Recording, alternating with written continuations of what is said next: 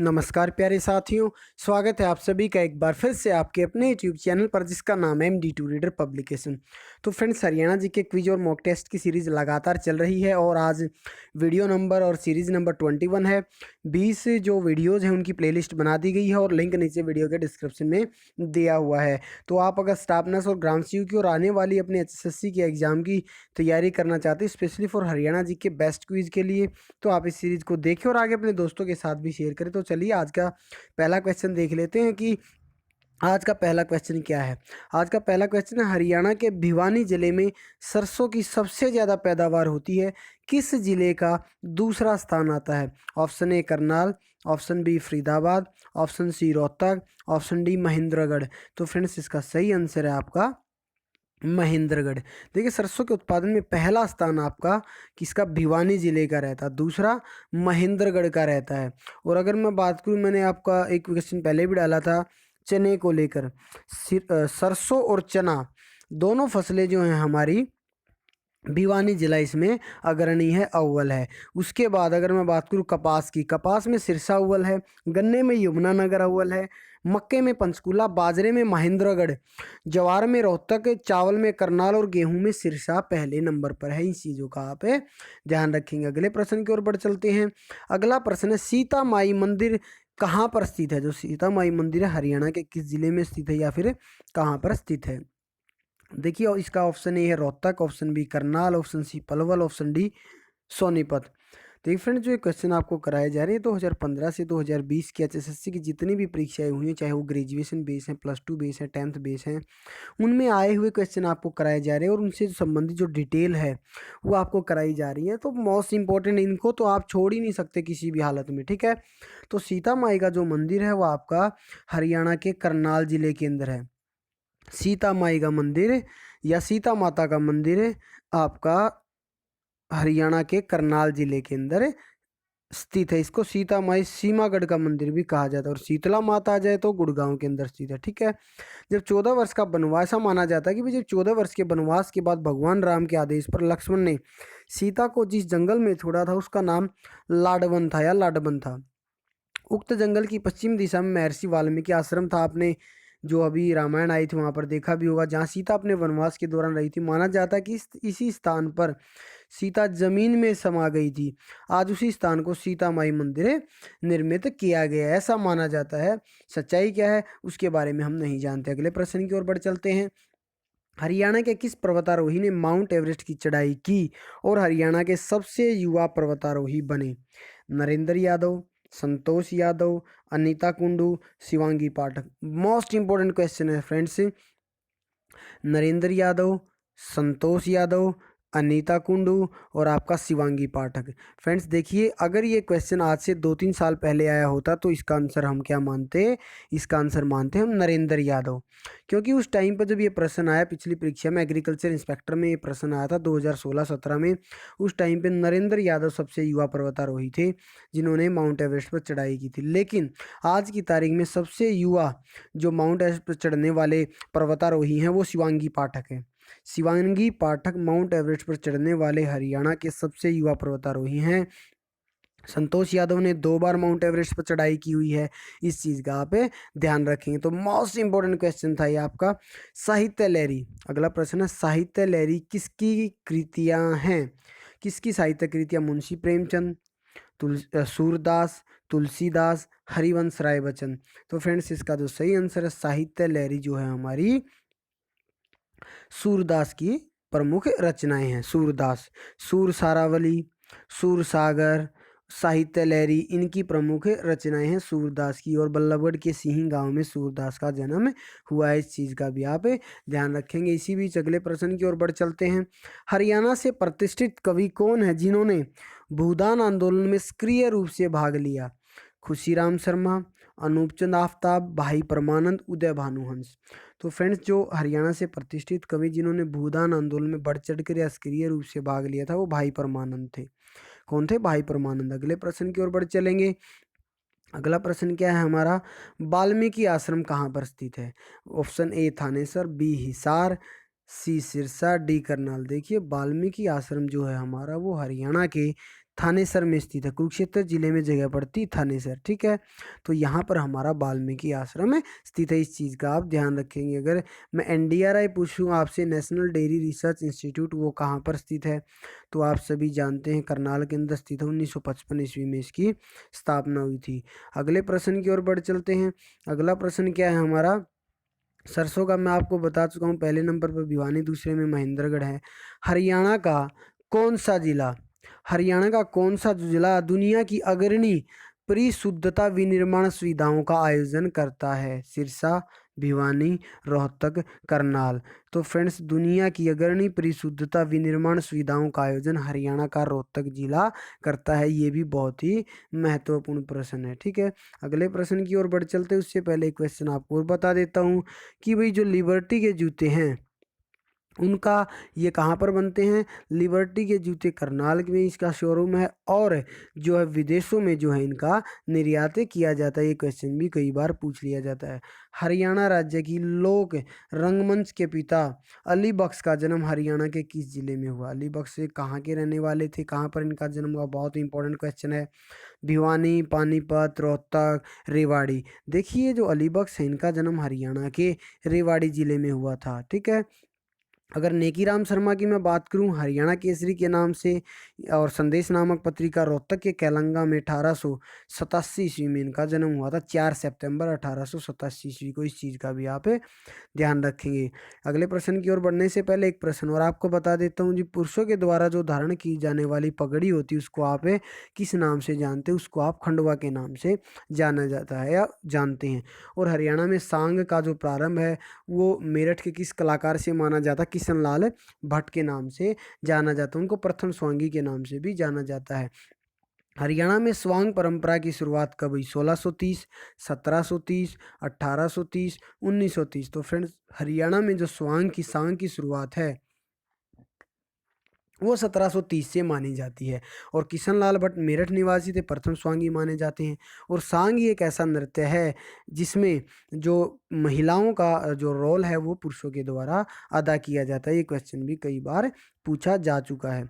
इसी बीच अगले प्रश्न की ओर बढ़ चलते हैं। हरियाणा का प्रथम सफल स्वांग कौन सा है? हरियाणा का प्रथम सफल स्वांग कौन सा है? रामलीला, रासलीला, शीला सेठानी या फिर कर्मों का फल? तो फ्रेंड्स, इसका जो सही आंसर है वो आपका ऑप्शन नंबर सी, शीला सेठानी। शीला सेठानी हरियाणा का प्रथम सफल स्वांग माना जाता है या वो है। अगले प्रश्न की ओर बढ़ चलते हैं। हरियाणा के सर्वाधिक प्रख्यात दीपचंद बहमन का जन्म हरियाणा के किस जिले में हुआ? सोनीपत, पानीपत, हिसार, रेवाड़ी। तो फ्रेंड, दीपचंद जो बहमन है उनका जन्म हरियाणा के सोनीपत जिले के सेरी खांडा गांव में हुआ था। दीपचंद बहमन, ठीक है। ये प्रख्यात काफ़ी प्रसिद्ध सांगी रहे हैं हरियाणा के।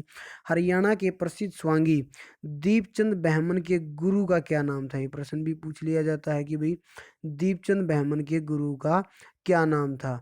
तो इसका जो अगर मैं ऑप्शन के हिसाब से चलूँ तो हरदेव, धनपत सिंह, चंदगी राम, छज्जू राम। तो फ्रेंड, जो दीपचंद बहमन थे इनके गुरु का नाम छज्जू राम था। कौन था?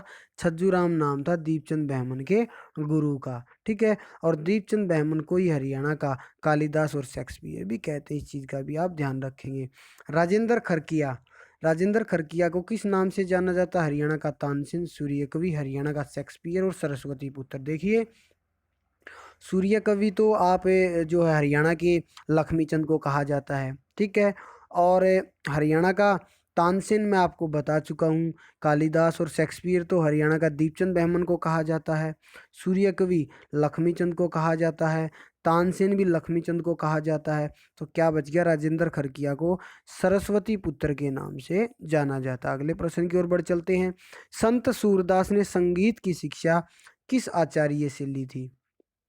संत सूरदास ने संगीत की जो शिक्षा है वो किस आचार्य से ली थी? संत रैदास, श्री वल्लभाचार्य, उसके बाद बेजू बावरा और संत कबीर। तो फ्रेंड, जो संत सूरदास हैं उन्होंने संगीत की शिक्षा श्री वल्लभाचार्य से ली थी। और जैसा मैंने आपको बताया, सूरदास की जो प्रमुख रचनाएं सूर सागर, सूर सारावली, साहित्य लहरी, और इनका जन्म फरीदाबाद के सिंही गांव में एक ब्राह्मण परिवार के अंदर हुआ था। इस चीज़ का भी आप ध्यान रखेंगे। और अगर मैं बात करूँ नाहर सिंह वन्य जीव अभयारण्य की, रेवाड़ी में स्थित है। भिंडावास खापड़वास झज्जर में स्थित है। अबूब शहर आपका सिरसा के अंदर स्थित है। सिलसिला कुरुक्षेत्र के अंदर स्थित है। सरस्वती आपका कैथल के अंदर स्थित है। कलेसर यमुनानगर, बीर सिकाड़गढ़ पंचकूला, इन चीज़ का आप ध्यान रखेंगे। सरस्वती कैथल के अंदर स्थित है। पंडित श्रीराम शर्मा, पहले भी मैं कई बार करा चुका हूँ। पंडित श्रीराम शर्मा का जन्म हरियाणा के किस जिले में हुआ और कब हुआ? तो ऑप्शन ए है झज्जर 1898, झज्जर 1899, झज्जर 1900, झज्जर 1901। तो फ्रेंड्स जो श्रीराम शर्मा का जन्म हरियाणा के झज्जर जिले में 1 अक्टूबर 1899 ईस्वी को हुआ था। ठीक है। और तिलक नामक जो साप्ताहिक पत्रिका है वो इन्हीं ने संपादक उनका किया था। और इनका जन्म 1989 ईस्वी में, इनका जो निधन है वो हो गया था। ठीक है। हरियाणा का इतिहास और हरियाणा के नवरत्न प्रमुख है। इनका निधन 7 अक्टूबर 1989 को हुआ और जन्म इनका 1899 में हुआ था। अगर ककरोई जल विद्युत परियोजना की मैं बात करूँ तो ये पश्चिम नहर पर स्थित है और हरियाणा के सोनीपत जिले के अंदर ये स्थित है। इसी बीच अगले प्रश्न की ओर बढ़ चलते हैं। घग्गर नदी हरियाणा के किस जिले में नहीं बहती? कैथल, फतेहाबाद, भिवानी, सिरसा। तो जो घग्गर नदी है वो हरियाणा के भिवानी जिले में नहीं बहती। इसके अलावा कैथल में भी सिंचाई करती है, फतेहाबाद में भी, सिरसा में भी घग्गर नदी की अगर मैं बात करूँ तो। यह शिवालिक श्रृंखला से या शिवालिक की पहाड़ियों से निकलने वाली एकमात्र सतलुज यमुना नदियों के मैदानों से बहने वाली विशालतम बरसाती नदी है। यह नदी हिमाचल प्रदेश राज्य के सिरमौर जिले से डगसई नामक स्थान के निकट से निकलती है। अपने उद्गम स्थल के पास है जो हरियाणा की सीमा से लगभग 10 किलोमीटर दूर है। हरियाणा में प्रवेश करती है। दक्षिण की ओर बहती हुई यह नदी हरियाणा तथा पंजाब राज्यों में बारंबार प्रवेश करती है। यानी एक सर्प की तरह कभी हरियाणा में प्रवेश करती, कभी पंजाब में चली जाती, कभी हरियाणा में चली जाती है और एक सीमा बनाती है यह पंजाब और हरियाणा के मध्य। घग्गर नदी हिमाचल प्रदेश के सिरमौर जो एक जगह का नाम है, सिरमौर जिले में डगसई नामक स्थान है, वहाँ से निकलती है। ठीक है। इस चीज़ का आप ध्यान रखेंगे। झाझरा, कौशल्या इसकी दो सहायक है नदियाँ भी। इसके अलावा इसमें छोटे छोटे नाले भी जो है पानी डालते हैं या इसमें मिलते हैं आगे, जिसको आप चो कहते हैं। इस चीज़ का आप ध्यान रखेंगे। ठीक है। और यह हरियाणा में पंचकूला, अंबाला, कैथल, फतेहाबाद तथा सिरसा जिलों में कुल मिलाकर 291 किलोमीटर जो है लंबाई में बहती है। अगले प्रश्न की ओर बढ़ चलते। कुरुक्षेत्र जिले में भोरा सैदान किस जीव का प्रजनन केंद्र? कई बार बता चुका हूँ, ये मगरमच्छ प्रजनन केंद्र है कुरुक्षेत्र जिले में भोरा सैदान। और जिला महेंद्रगढ़ में कौन सा खनिज पदार्थ मिलता है? चूना पत्थर भी मिलता है, तांबा भी मिलता है। चीनी मिट्टी अगर आ जाए तो गुड़गांव में मिलती है। अगले प्रश्न की ओर बढ़ चलते हैं कि भाई सूरजकुंड का जो निर्माण है वो किसके द्वारा करवाया गया था? महीपाल, अनंगपाल द्वितीय, हेमचंद्र, हर्षवर्धन। तो सूरजकुंड का जो निर्माण है वो अनंगपाल द्वितीय के द्वारा करवाया गया था। इस चीज़ का आप ध्यान रखेंगे। अगले प्रश्न की ओर बढ़ चलते हैं। हरियाणा के चिरापुंजी के नाम से कौन सा शहर जाना जाता है? अंबाला, पंचकूला, छछरौली, ताजेवाला। तो फ्रेंड्स यमुनानगर में एक जगह है छछरौली जिसको हरियाणा के चिरापुंजी के नाम से जाना जाता है। और असहयोग आंदोलन को का जो प्रमुख नेता थे हरियाणा में वो लाला लाजपत राय थे। और असहयोग आंदोलन की शुरुआत 1920 में हुई थी। इसी बीच अगले प्रश्न की ओर बढ़ चलते हैं। हरियाणा के प्रथम गैर कांग्रेसी मुख्यमंत्री का जन्म हरियाणा के किस जिले में हुआ? रेवाड़ी, सिरसा, झज्जर, भिवानी। तो हरियाणा के पहले गैर कांग्रेसी मुख्यमंत्री सबसे पहले तो आपको बता दूं राव वीरेंद्र सिंह थे। वैसे वो दूसरे मुख्यमंत्री थे लेकिन हरियाणा के पहले वो गैर कांग्रेसी मुख्यमंत्री थे। इनका जन्म हरियाणा के रेवाड़ी जिले में 20 फरवरी 1921 ईस्वी को हुआ और गांव का नाम था नांगल पठानी। ठीक है। रेवाड़ी के नांगल पठानी गांव में राव वीरेंद्र सिंह का जन्म 20 फरवरी 1921 ईस्वी में हुआ था। और हरियाणा विकास पार्टी की स्थापना की अगर मैं बात करूं, ये बंसीलाल ने 1991 ईस्वी में की थी और उनको हरियाणा का विकास पुरुष के नाम से भी जाना जाता। 1857 में फरूखनगर से किस नवाब ने अंग्रेजों से टक्कर ली? मोहम्मद तुगलक, अहमद अली, बलबन, दलेल खां। देखिए अहमद अली इसका सही आंसर है। तो 1857 में फरूखनगर जो गुरुग्राम जिले में पड़ता है वहां से अंग्रेजों से टक्कर किसने ली थी? अहमद अली ने ली थी। अगले प्रश्न की ओर बढ़ चलते हैं। अगर प्रश्न ये पूछ लिया जाए कि भाई हरियाणा के प्रथम राजकवि कौन है, तो कौन है? उदय भानु हंस हरियाणा के प्रथम राजकवि हैं। और हरियाणा के गुड़गांव में सबसे पहले मेट्रो पूछी, ये क्वेश्चन भी पूछा जा सकता है। और कुरुक्षेत्र में जो स्थानेश्वर मंदिर, उसका पुनर्निर्माण किसने कराया? मराठा सदाशिव राव ने उसका पुनर्निर्माण करवाया। और कोथली उपहार तीज पर दिया जाता है, ठीक है। और जो इनका सूरदास का जो जन्म है वो कहाँ पर हुआ? सिंही गांव में हुआ, मैंने आपको बताया। तो अगला प्रश्न है, सूरसागर, सूरसारावली और साहित्य लहरी किसकी रचनाएं हैं? कई बार बता चुका हूँ, सूरदास की रचनाएं हैं, ठीक है। अगले प्रश्न की ओर बढ़ चलते हैं। उससे पहले एक और आपको क्वेश्चन बता देता हूँ कि भी राजा जन्मेजय का संबंध हरियाणा के किस नगर से? सफीदो नगर से, जो जिला जींद में पड़ता है, ठीक है। महाराजा अग्रसेन का संबंध कहाँ से है? अग्रोहा से है। एनडीआरआई मैं आपको कई बार बता चुका हूँ, करनाल में 1955 में इसकी स्थापना हुई।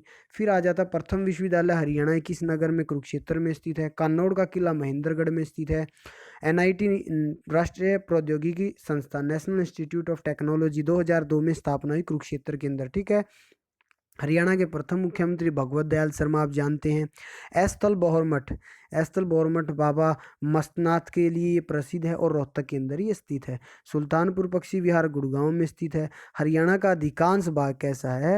हरियाणा का अधिकांश भाग आपका मैदानी, इस चीज़ का भी आप ध्यान रखेंगे। अगला प्रश्न है हमारा कि भाई छुड़ानी धाम का संबंध किस महापुरुष से है? स्वामी नित्यानंद, संत रविदास, संत हरिदास, संत गरीबदास। तो छुड़ानी धाम का संबंध संत गरीबदास से, इस चीज़ का आप ध्यान रखेंगे। अगले प्रश्न की ओर बढ़ चलते हैं और देख लेते हैं कौन सा प्रश्न है। बिल्कुल इंपॉर्टेंट क्वेश्चन है जी, हरियाणा के किस गांव को मेलों का गांव कहते हैं? तो हरियाणा के सालवन गांव को, बहुत इंपॉर्टेंट, थंबनेल पे भी यही है कि भाई हरियाणा के किस गांव को मेलों का गांव कहते हैं? हरियाणा के सालवन गांव को मेलों का गांव कहते हैं, ठीक है।